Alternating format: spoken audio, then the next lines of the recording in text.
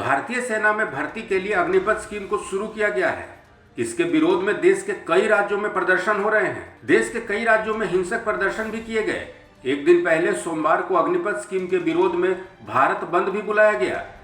इन सब के बीच राष्ट्रीय सुरक्षा सलाहकार अजीत डोभाल ने बड़ा बयान दिया है। समाचार एजेंसी एएनआई को दिए गए इंटरव्यू में अजीत डोभाल ने कहा कि जो हम कल कर रहे थे, अगर वो भविष्य में भी करते रहे तो हम सुरक्षित रहेंगे, ये जरूरी नहीं। यदि हमें कल की तैयारी करनी है तो हमें बदलना होगा। भारत में और भारत के चारों तरफ हालात बदल रहे हैं। अग्निपथ स्कीम पर राष्ट्रीय सुरक्षा सलाहकार अजीत डोभाल ने कहा कि अकेले अग्निवीर पूरी आर्मी कभी नहीं होंगे। अग्निवीर सिर्फ पहले 4 साल में भर्ती किए गए जवान होंगे। बाकी सेना का बड़ा हिस्सा अनुभवी लोगों का होगा। जो अग्निवीर 4 साल बाद नियमित होंगे, उन्हें और भी ट्रेनिंग दी जाएगी। I'll tell you, firstly we must understand, security is a very dynamic concept. It cannot remain static. Security is only in relation to the environment in which we have to protect our national interests and in which we have to protect all our national assets. In this context, if we see, the whole world is undergoing a great change. The wars are changing their complexion. Increasingly, we are going towards a contactless war. We are also going towards a war against the invisible enemy. Technology is taking over at a very rapid speed.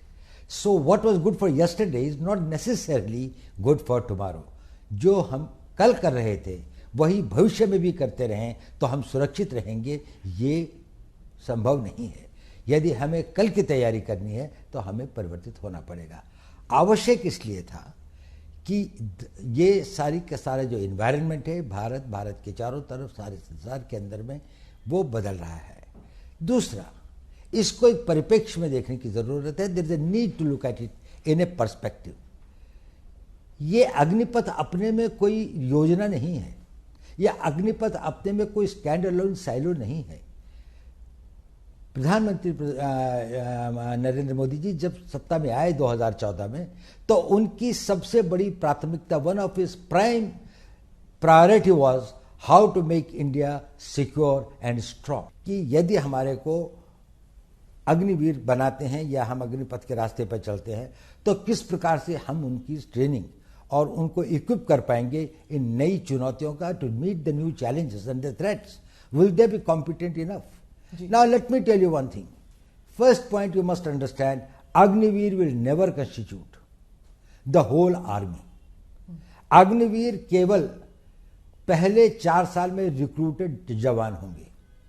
बाकी लोग जो होंगे जिनका की proportion एक बहुत बड़ा होगा, वो अनुभवी होंगे। They will be experienced, they will be trained and other, and these Agniveers, those who become the regulars eventually, will go through more intensive training, will acquire the experience, will become more battle worthy and more experienced over the period of time. So Indian Army at any point of time will have a large number of people who, though recruited as Agniveers, but had been specially selected for their suitability, for their fitness, for their agility, for their motivation and for their aptitude for the job, and also did not have that sort of the personal problems by which they would like to leave the army and settle for something which is more stable and a personal life. So these persons will be well trained. So